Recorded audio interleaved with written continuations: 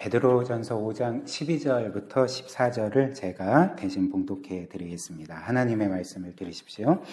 내가 신실한 형제로 아는 실로아노로 말미암아 너희에게 간단히 써서 권하고 이것이 하나님의 참된 은혜임을 증언하노니 너희는 이 은혜에 굳게 서라.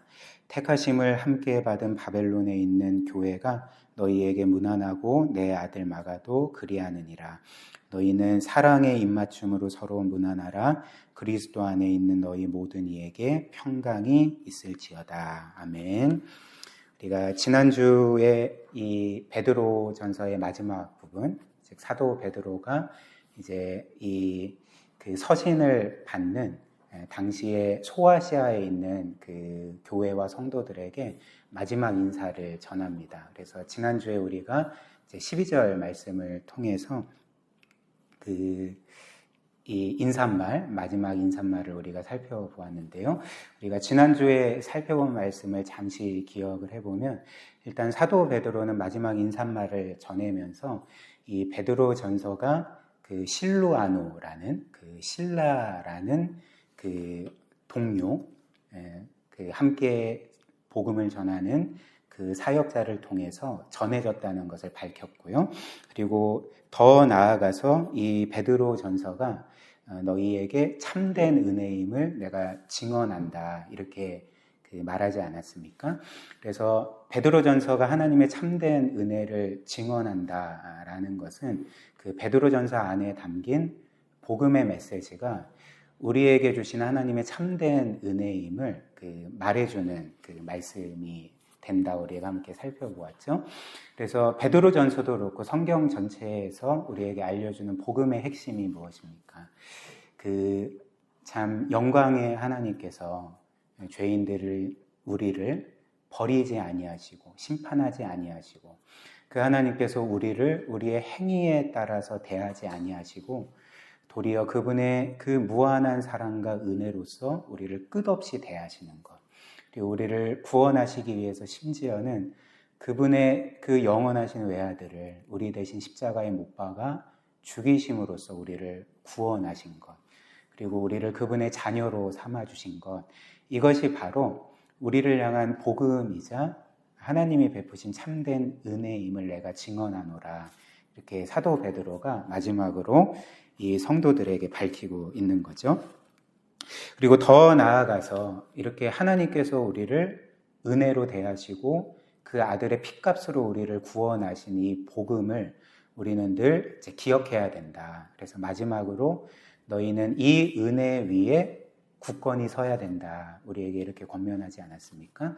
그래서 우리의 삶에서 이 복음이란 우리가 처음 구원받을 때에 고백하고 이후에는 별 상관없이 살아가는 것이 아니라 우리의 삶의 그 생명의 근원에는 늘 이 복음이 있는 거죠. 하나님이 끝없이 우리를 사랑하시고 은혜로 대하시고 용서하시고 언제든지 우리를 받아주신다는 이 복음의 메시지 위에 우리의 삶이 세워질 때, 그 복음 위에 거하고 굳게 설 때에 우리는 참으로 복된 신앙생활을 할 수 있기 때문에 사도 베드로는 우리에게 마지막으로 내가 너희에게 복음을 전할 뿐만 아니라 너희는 이 복음 위에 늘 굳건히 서야 된다. 이 복음에서 벗어나면 안 되고 이 복음을 기억하고 늘 삶에 적용하는 삶을 살아야 된다. 이제 이렇게 권면을 했습니다. 그리고 나서 사도 베드로는 오늘 이제 이렇게 또 권면을 하고 인사말을 전하죠. 13절 한번 보십시오. 택하심을 함께 받은 바벨론에 있는 교회가 너희에게 무난하고 내 아들 마가도 그리하느니라 이렇게 말합니다. 그래서 당시 사도 베드로는 이 베드로 전서와 그리고 이후에 이어지는 후서를 소아시아 교회 성도들에게 전할 당시에 그 로마에 있었습니다. 그래서 로마에 거하면서 그곳에 세워진 교회와 성도들을 목양하고 있었던 거죠. 그래서 그 사도 베드로는 이제 이렇게 말하는 거죠. 택하심을 함께 받은 바벨론에 있는 교회가 너희에게 이제 무난한다. 즉 자신이 로마에서 목양하고 있던 사역하고 있던 로마 교회를 바벨론에 있는 교회라고 이렇게 칭하고 있는 거죠. 그리고 이 짧은 그 한 구절의 말씀은 우리에게 그 성경이 말하는 교회가 어떤 곳인지를 잘 알려준다 할 수가 있습니다. 그래서 저는 오늘 여러분들과 함께 이 말씀을 두 부분으로 살펴보고자 하는데요. 첫 번째는 성경이 말하는 교회는 바벨론에 있다는 것, 즉 세상 한가운데 위치해 있다는 것을 살펴볼 거고요. 그리고 두 번째로는 교회는 바벨론에 있을 뿐만 아니라 하나님께서 택하신 공동체라는 것. 그래서 첫 번째는 교회는 바벨론 속에 있는 공동체, 두 번째는 하나님이 택하신 공동체, 이렇게 차례대로 살펴보겠습니다. 첫 번째로 교회는 오늘 말씀처럼 바벨론에 있는 교회, 즉 세상 속에 있는 교회라고 성경이 우리에게 알려주고 있는 거죠. 그래서 제가 말씀드린 것처럼 이 당시 사도 베드로는 로마에 있었고 로마에 있는 교회를 목양하고 있었고 성도들을 목양하고 있었는데, 근데 이상하게도 자신이 목양하고 있던 로마 교회를 로마에 있는 교회라 하지 아니하고 이제 바벨론에 있는 교회다라고 말하고 있는 거죠. 이 이유는 무엇일까요? 왜냐하면 여기에는 이제 두 가지 이유가 있는데, 그 사도 베드로가 로마에 있는 교회를 바벨론에 있는 교회라 칭한 그 첫 번째 이유는 당시 이 로마라는 곳, 로마 제국이 과거 바벨론 제국과 같이 그 넓은 영토를 다스리고 있고 굉장히 강력했던 그 제국이었기 때문에 그렇습니다. 로마 제국이 그 바벨론 제국처럼 그렇게 넓은 영토를 다스리고 강력한 제국이었기 때문에 이제 이런 이유로 로마에 있는 교회를 비유적으로 바벨론에 있는 교회다 이렇게 불렀던 거죠. 그리고 두 번째 이유는 당시 로마는 그 바벨론 제국처럼 강력했을 뿐만 아니라 매우 타락하고 세속적인 제국이었기 때문에 그렇습니다. 특별히 성경에서 이 바벨론이라는 것은 비유적으로 그 하나님을 대적하는 강력한 세력을 그 상징적으로 의미하거든요. 그래서 요한계시록에 보면 그렇게 하나님을 대적하는 강력한 세력을 가리켜서 이제 바벨론이다 이렇게 표현을 하고 있는 거죠. 그래서 이런 이유로 베드로는 당시 강력했지만 동시에 굉장히 타락하고 세속적이었을 뿐만 아니라 그렇게 여러 많은 그 거짓 신들과 특별히 자신을 신으로 지칭했던 로마 황제로 인하여서 하나님을 대적하는 강력한 세력이었던 이 로마를 바벨론으로 칭하고 그 로마 안에 있던 교회를 바벨론 속에 있던 교회라고 이렇게 칭했던 것입니다. 그래서 우리가 여기에서 한 가지 이제 교회가 어떤 곳인지를 한 가지 이렇게 생각하게 되는 거죠. 교회가 이렇게 바벨론 속에 있다는 것은 우리에게 어떤 그 사실을 알려주겠습니까? 그러니까 사실 당시에 로마 교회만 그 세속 제국을, 하나님을 대적하는 제국을 뜻하는 그 바벨론 안에 있었던 것이 아니라 어떤 면에서 역사상 모든 교회가 바벨론 속에 있는 것 아니겠습니까? 그러니까 지금 우리 교회도, 이 땅에 있는 모든 교회도 어떤 면에서는 하나님을 대적하고 그리고 별로 하나님과 거의 이제 전혀 상관없이 살아가는 이 세상 속에 이제 위치해 있기 때문에 이 세상의 모든 교회는 어떤 면에서 똑같이 바벨론 속에, 세상 속에 위치해 있다는 것을 우리가 생각할 수가 있는 거죠. 그런데 우리가 이제 이 말을 오해해서는 안 되는 것이 보통 어떤 사람들은 교회가 이렇게 세속적인 세상 가운데 하나님을 대적하고 타락한 세상 속에 있다는 것을 이렇게 들으면서 그래, 우리는 거룩한 하나님의 백성이고 저 세상 사람들은 죄인일 뿐이고 어찌됐든 심판받을 자들이기 때문에 우리는 저들과 어울리면 안 돼. 우리는 저들과 뭔가 동떨어진 삶을 살아야 되고 우리는 저들을 피해야 되고 저들과 교제할 수는 없어 라고 생각을 하면서 그 세상적으로 피하려고 하는, 세상으로부터 피하려고 하는 그런 생각을 가진 사람들이 이제 적지 않다는 것입니다. 그런데 우리는 저런 죄인들과 어울릴 수 없고 우리는 저런 죄인들로부터, 세상으로부터 피해야 돼라고 결코 말할 수가 없는 거죠. 우리는 그렇게 말할 수 없고 말해서도 안 된다는 것입니다. 왜 그럴까요? 일단 몇 가지 이유가 있는데, 첫 번째는 우리도 세상 사람들처럼 똑같은 죄인들이기 때문에 그렇습니다. 우리도 세상 사람들과 같이 똑같은 죄성을 갖고 있고 그들처럼 똑같은 이기적인 자기중심성을 가지고 살아가는 사람들이기 때문에 저들은 죄인이고 우리는 거룩한 자들이고, 저들은 악한 자들이고 우리는 괜찮은 자들이야 라고 우리는 결코 그렇게 말할 수가 없다는 것입니다. 물론 세상 사람들도 죄인이고 우리도 죄인이지만 다른 점은 있죠. 모든 면이 똑같지는 않습니다. 다른 점이 있습니다. 뭐가 다를까요? 그러니까 똑같이 죄인이지만 우리는 하나님의 은혜를 입은 죄인들이라는 것, 하나님의 은혜를 통해서 구원받은 죄인들이라는 점에서 이 세상 사람들과는 이제 다르다는 거죠. 그래서 우리가 이것을 기억할 때 우리의 삶에 반드시 나타나야 될 고백과 삶은 어떤 것이겠습니까? 즉 이처럼 우리가 세상 사람들과 별반 다르지 않는 죄인이라는 것, 똑같은 죄성을 갖고 살아가고 똑같은 이기적인 자기중심성을 가지고 살아가지만 그러나 하나님의 은혜로 구원받았다는 것을 우리가 기억할 때 우리는 세상 사람들을 보면서 내가 저들보다 낫다는 생각을 결코 할 수가 없다는 것입니다.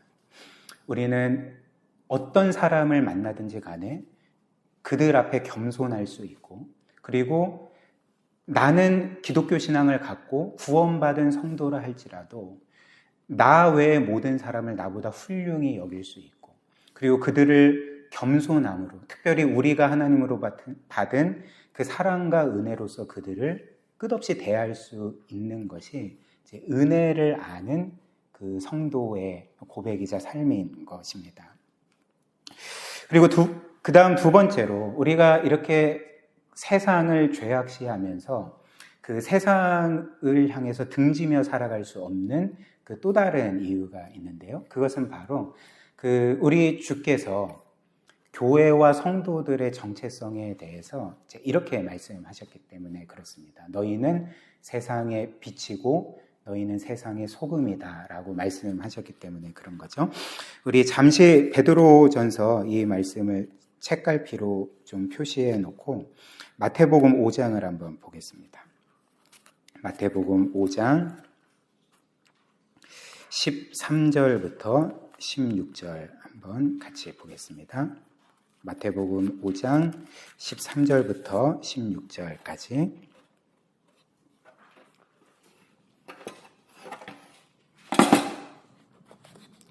제가 읽어드리겠습니다. 13절입니다.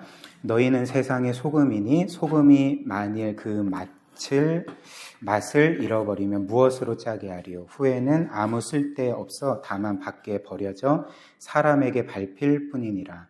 너희는 세상의 빛이라. 산 위에 있는 동네가 숨겨지지 못할 것이요 사람이 등불을 켜서 말 아래에 두지 아니하고 등경 위에 두나니 이러므로 집안 모든 사람에게 비치느니라. 이같이 너희 빛이 사람 앞에 비치게 하여 그들로 너희 착한 행실을 보고 하늘에 계신 너희 아버지께 영광을 돌리게 하라. 이렇게 말씀하셨죠. 그래서 주님께서는 성도인 우리와 교회를 가르쳐 너희의 정체성은 세상의 빛이다. 그리고 세상의 소금이다. 이렇게 말씀을 하셨던 거죠. 그리고 여기에는 두 가지 의미가 담겨져 있지 않겠습니까? 첫 번째로 우리가 세상의 빛이요 소금이라는 것, 특별히 빛이라는 것은 우리는 결코 이 세상을 죄악시하면서 산속으로 들어갈 수 없다는 것을 보여주는 거죠. 이 세상을 피해 살거나 이 세상으로부터 멀리 떨어져서 은둔하며 살아가는 그런 신앙생활을 우리는 결코 할 수가 없다는 것입니다. 예수님의 말씀처럼 우리가 세상의 빛이자 소금이라면 우리는 반드시 세상 속에 들어가야 되고 사람들과 만나야 되고 그리고 특별히 그 사람들에게 우리의 정체성인 그리스도의 빛을 그들에게 비춰줘야 한다는 거죠. 그래서 오늘 예수님의 말씀처럼 너희가 빛이라면 산속에 숨어서는 안 되고 14절 말씀처럼 너희는 산 위의 동네처럼, 그러니까 누구든지 그 산 위의 동네를 볼 수 있을 정도로 모든 사람들이 너희를 보고 그 너희를 통해서 비춰지는 그 빛을 봐야 된다, 이렇게 말씀을 하는 것 아니겠습니까? 그래서 우리가 비추는 그 하나님을 아는 빛, 예수 그리스도를 아는 빛을 사람들이 받아서 그리스도를 알게 되고 믿게 되고 그분을 예배하게 하도록 우리가 그런 역할을 해야 된다, 우리에게 이렇게 말씀을 해주셨던 거죠. 그리고 둘째로, 우리가 세상의 빛이자 소금이라는 것은 우리가 이렇게 세상 속에 들어갈 뿐만 아니라 세상과 그 비교하면 우리는 구별되어야 한다는 것입니다. 그러니까 세상 속에 있지만 세상과는 뚜렷하게 구별된 존재로서 살아가야 한다는 것을 우리에게 또 알려주는 말씀이라 할 수가 있는 거죠. 예를 한번 들어보면, 저는 그래도 나름 건강 관리를 위해서 이제 가끔씩 자전거를 탈 때가 있습니다. 그래서 제가 광주에 내려오니까 영산강을 따라서 자전거 도로가 잘 되어 있어서, 그래서 가끔씩 이제 그 자전거를 탈 때가 있거든요. 그래서 이제 자전거를 타면 보통은 이제 1시간에서 좀 길면 1시간 반 정도 탑니다. 그래서 저희 집에서 한 1시간 반 정도 타면 제가 정확히 그 위치를 알 수는 없지만 거의 한 1000단 정도 가는 것 같아요. 그러니까 그 정도 이제 가는데, 그래서 그렇게 자전거를 타고 이제 돌아올 때쯤 가끔은 이제 해가 져서 그 깜깜한 가운데 집으로 돌아올 때가 있습니다. 그러면 그때 제가 뭘 할까요? 이제 가로등도 없고 완전히 깜깜하니까 그 자전거용 라이트를 켜겠죠. 그래서 자전거용 라이트를 켜면 그 빛이 비춰지는 곳에는 이제 환해지지만 그 주변은 여전히 깜깜하지 않겠습니까? 그러니까 그 빛으로서 구별된다는 것이 이제 이런 의미가 되는 거죠. 그래서 우리가 빛을 비추일 때 빛을 비추이는 곳은 환해지지만 그 주변은 어두워져서 빛이 뚜렷하게 구별되는 거죠. 그래서 예를 들면 그 자전거에 달린 라이트가 교회라고 생각을 해보십시다. 그래서 라이트의 스위치를 켜면 한 줄기 빛이 어둠 가운데 비춰지고 사람들은 그 빛을 분명히 인식하게 되는 거죠. 왜냐하면 너무나도 다르니까. 어둠과 빛이 너무나도 구별되기 때문에 누구라도 그 빛을 식별할 수 있고 그 빛을 통해서 그리스도를 알고 믿고 예배할 수 있게 되지 않겠습니까? 그러나 반대로 그 교회를 자전거 스위치에 비유할 때, 그 라이트 스위치에 비유할 때 그 라이트 스위치를 계속 켜는데도 불이 들어오지 않는다면 어떻게 되겠습니까? 그러니까 교회가 있어도 사람들은 교회를 통해서 그 빛을 볼 수가 없게 되는 거죠. 교회를 통해서 그들은 하나님을 알 수 없을 것이고 그리스도를 결코 알 수 없을 것이고 믿을 수 없을 것이고 예배할 수 없을 것입니다. 그래서 우리가 교회로서 이 세상 속에 있을지라도 사람들은 우리를 통해서 결코 빛을 볼 수 없게 되는 거죠.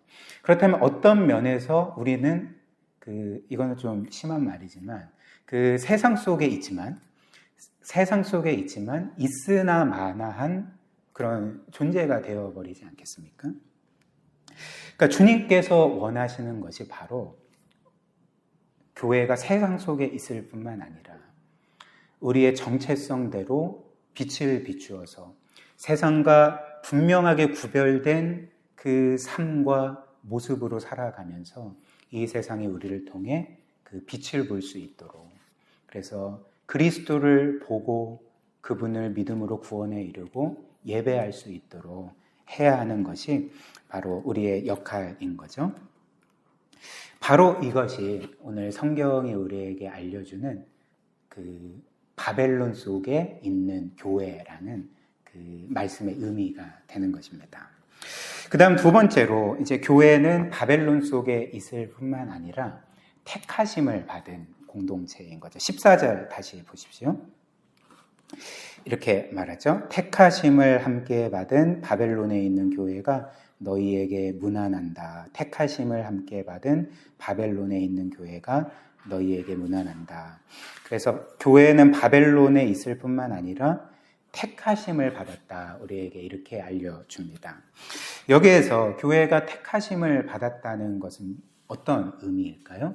그러니까 성도들이 함께 모여서 교회를 이루기 전에 한 사람 한 사람의 성도들을 하나님께서 택하시고 부르시고 구원하셔서 그런 교회들로 세우셨다는 것을 하나님께서 교회를 택하셨다라고 이렇게 우리에게 알려주고 있는 거죠.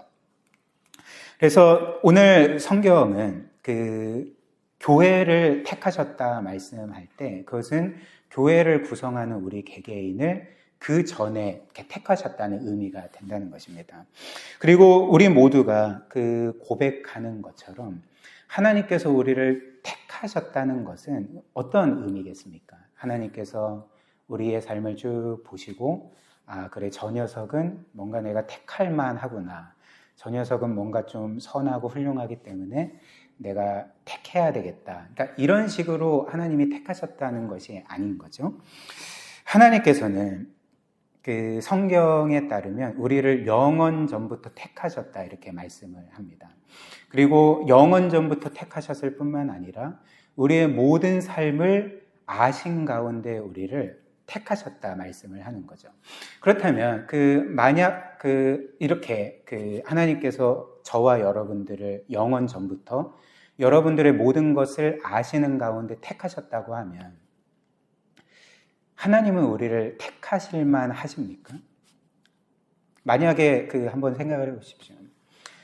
우리가 하나님은 아니지만 하나님과 같은 능력을 가져서 우리가 어떤 한 사람을 볼 때 그의 과거와 미래와 현재의 모든 것들을 알 수 있고 그의 삶과 그의 마음에 뭐가 있는지 그의 은밀한 삶이 어떤 것인지를 우리가 다 알게 된다면 우리는 그에게 가까이 갈 수가 없겠죠. 우리는 그를 나의 어떤 파트너로 택할 수 없을 것이고 그와 더불어 살아갈 수 없을 것입니다. 하나님께서 영원 전부터 우리의 모든 것을 다 아심에도 불구하고 우리를 택하셨다는 것은 우리가 평생 동안 지을 모든 죄악들, 우리의 영적인 실패들, 우리의 마음에 정말 수도 없이 많은 죄악과 탐욕들, 그리고 우리가 은밀한 중에 짓는 모든 죄악들을 이미 아셨음에도 불구하고 우리를 그분의 구원받을 자녀로서 택하셨다는 것을 의미하지 않겠습니까?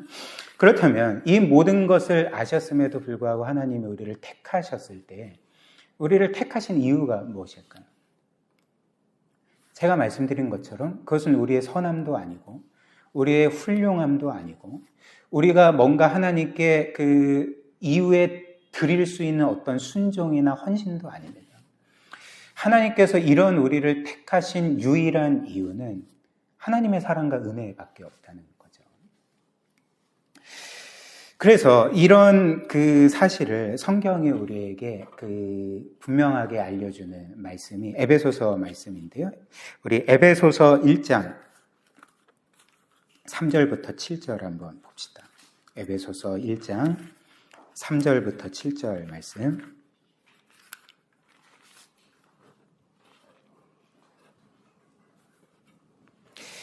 에베소서 1장 3절부터 7절 제가 읽어드리겠습니다. 찬송하리로다. 하나님 곧 우리 주 예수 그리스도의 아버지께서 그리스도 안에서 하늘에 속한 모든 신령한 복을 우리에게 주시되 창세전에 그리스도 안에서 우리를 택하사 창세전에 그리스도 안에서 우리를 택하사 우리로 사랑 안에서 그 앞에 거룩하고 흠이 없게 하시려고 그 기쁘신 뜻대로 우리를 예정하사 예수 그리스도로 말미암아 자기의 아들들이 되게 하셨으니 이는 그가 사랑하시는 자 안에서 우리에게 거저 주시는 바 그의 은혜의 영광을 찬송하게 하려는 것이라. 우리는 그리스도 안에서 그의 은혜의 풍성함을 따라 그의 피로 말미암아 속량 곧 죄사함을 받았느니라. 이렇게 말씀을 하는 거죠.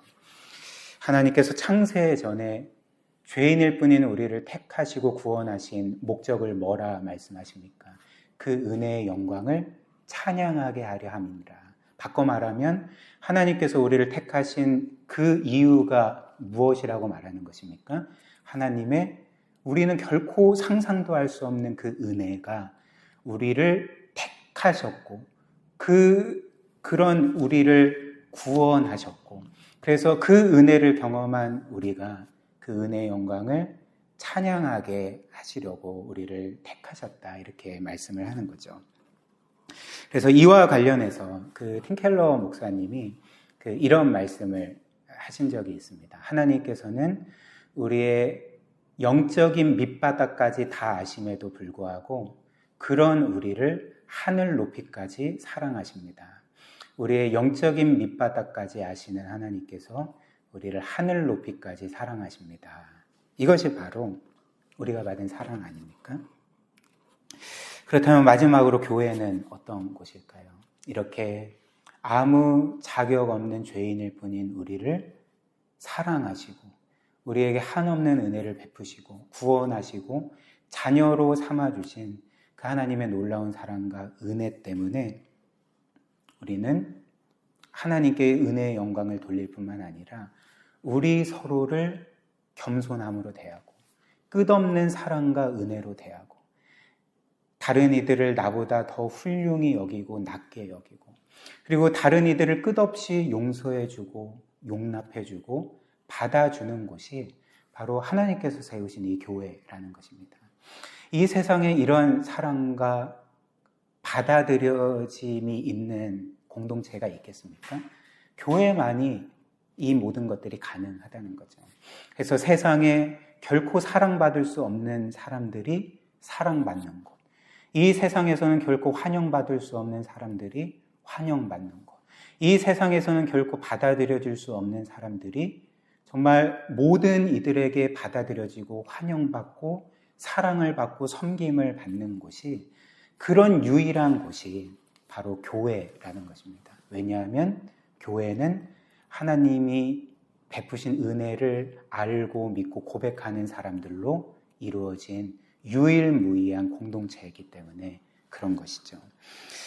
우리가 이렇게 이 하나님의 은혜를 늘 기억하며 이 은혜로 인해 늘 우리가 우리의 삶이 빚어져서 정말 이 세상은 꿈꿀 수 없는 정말 모든 이들이 사랑받고 환영받고 은혜로 받아들여지는 그런 교회를 우리 모두가 함께 세워가기를 주님의 이름으로 축복합니다.